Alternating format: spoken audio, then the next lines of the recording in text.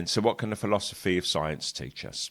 Innes draws heavily on what's known as critical realism in the philosophy of science, an approach associated with thinkers like Roy Basker and Tony Lawson.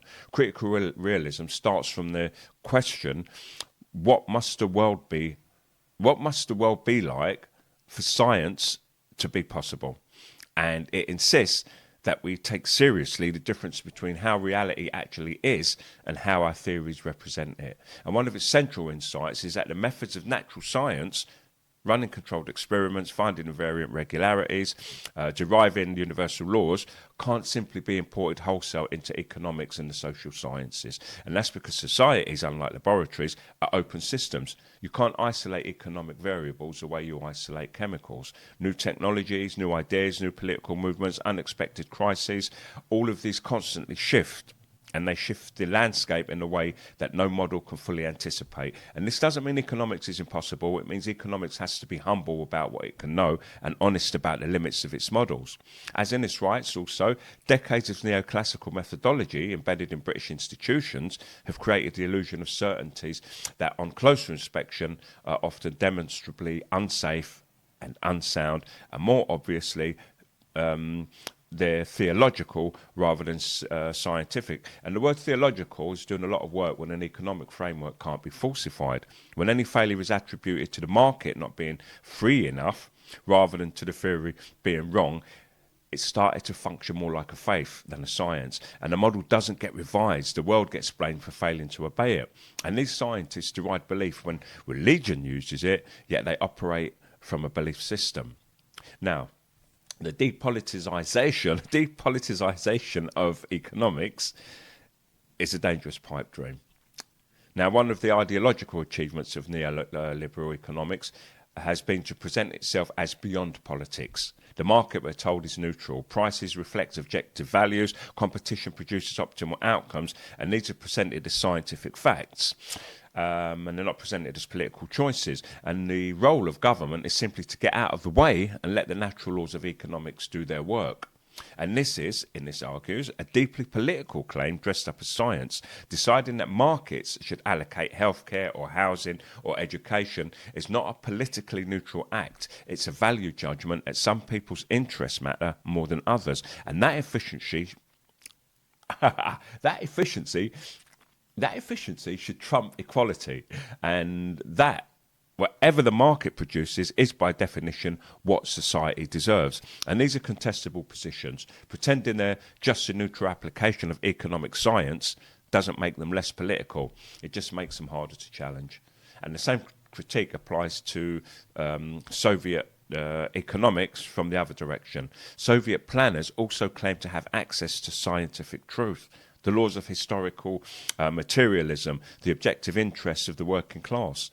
Their political choices were simply laundered through the language of inevitability and science. And similarly, anyone who questioned the framework was told they simply didn't understand it. And depoliticising, I can't say that word, depoliticising economics isn't just intellectually dishonest, it's democratically dangerous. It removes questions that should be open to the public and to any public debate from the sphere of political contestation and hands them to technocrats armed with models. And when those models fail, as they inevitably do, it's very difficult to hold anyone accountable because the failure gets attributed to external shocks or human error rather than to the framework itself. And I've talked about this time and time again in other shows. I didn't know how to word it at first, but I've done much more research, and this is the result.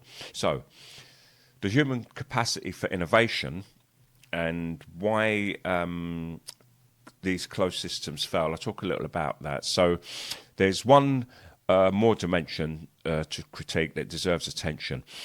Even if neoclassical models were accurate, descriptions of how people behave right now and describing the way that people behave right now, they'd still face a fundamental problem. People don't stay the same.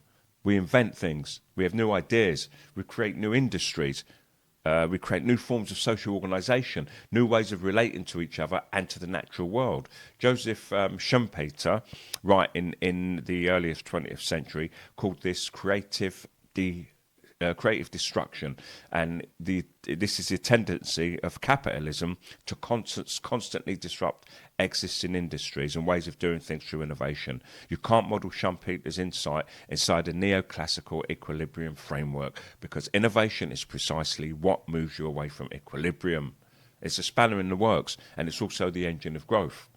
Now, treating the economy as a system that can be known in advance and regulated towards a steady state entirely ignores this. And it ignores the fact that the economy of 2025 looks nothing like the economy of 1975, which looked nothing like the economy of 1925. And the relevant variables aren't fixed. They're constantly being created. Any framework that can't accommodate that isn't just incomplete, it's actively misleading. And this is why Innes emphasizes that we're living in an inescapably open system, that we're living in an inescapably open system reality. And it's not just that our models are imperfect approximations of a complicated but stable truth, it's that the truth itself is evolving, continuously shaped by the very human creativity and technological change that closed system models exclude by assumption. So what can be done?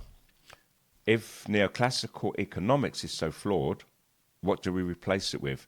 And this is where Innes and others converge on a concept called analytical pluralism. And it's worth spending some time to take a look at what it actually means.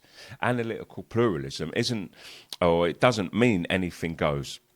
It doesn't mean abandoning rigor or stating that all theories are equally valid, or that we can't criticise bad economic reasoning. What it means is that no single theoretical framework is adequate to understand the full complexity of an economy, and that we're better off using multiple complementary lenses than insisting on the supremacy of one, which has been a bugbear of my life, listening to this single institution, this country's ideas, and it's always a conqueror mentality. So if we think of it like medicine, a good doctor doesn't just know pharmacology, they also know anatomy, microbiology, psychology, nutrition, and the social context of their patients. I don't think they put too much or enough work into their patients' social life, but it's a part of their learning. And that's like applying so many different frameworks and applying which one depending on what the clinical question is. They don't pretend that one model explains everything, and they're skeptical of anyone who claims that it does. Economics should work the same way. Neoclassical models can be genuinely useful for some questions, understanding price dynamics in competitive markets, for instance, but post-Keynesian economics, with its emphasis on uncertainty and effective demand, is better suited to understanding the recessions and the role of government government spending. Institutional income. This palette's really got to go, But institutional economics, which focuses on how rules, norms, and organisations shape behaviour, that's better for understanding why markets don't always work the way theory predicts. Feminist economics highlights how unpaid care work is invisible in standard accounts of the economy. Ecological economics insists on taking environmental limits seriously, and none of these traditions has a complete picture. All of them have something to contribute. Analytical pluralism means having the intellectual humility to recognise that, and the curiosity to draw on each tradition as the question demands. And Innes herself calls for an open-minded analytical pluralism to accompany what Michael Jacobs calls institutional pluralism, a diversity of institutions serving diverse social purposes, rather than everything being funneled through market mechanisms. The two go together if you want institutions that can actually respond to human needs in a complex, evolving world. You need the intellectual tools to understand why different institutions serve different purposes. And there are also practical policy implications. Analytical pluralism means being suspicious of governments and corporations that claim that their policies are dictated by economic necessity rather than political choice. And it means building civil servants and policymakers who understand multiple economic frameworks, not just one. It means finding a genuine diversity of economic research, not just the mainstream. And it means teaching economics students about the history and philosophy of their discipline so they understand the assumptions baked into the models they use, and they know when assumptions might not apply. We have to get comfortable with uncertainty. The neoclassical framework isn't worthless, but it's been elevated from a useful set of tools to something much more dangerous, a governing ideology dressed up as a neutral science. And when it tells politicians that markets are always more efficient than the state, that growth will automatically spread prosperity, or that complex social systems can be managed through targets and incentives, it's making claims that go far beyond what its models can actually support. Abianis's great contribution is to show us that this isn't an accident specific to neoliberalism. It's a predictable result of applying closed system reasoning to an open system world. And the Soviet Union made the same mistake, just in a different direction. And the lesson isn't more free markets or more free planning.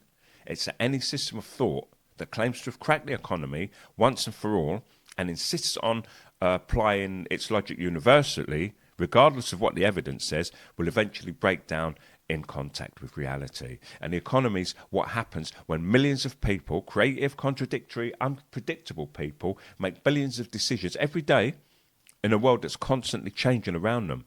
That's not a system that can be captured in a model derived from first principles. It's a system that demands ongoing observation, democratic debate, intellectual humility, and yes, analytical pluralism.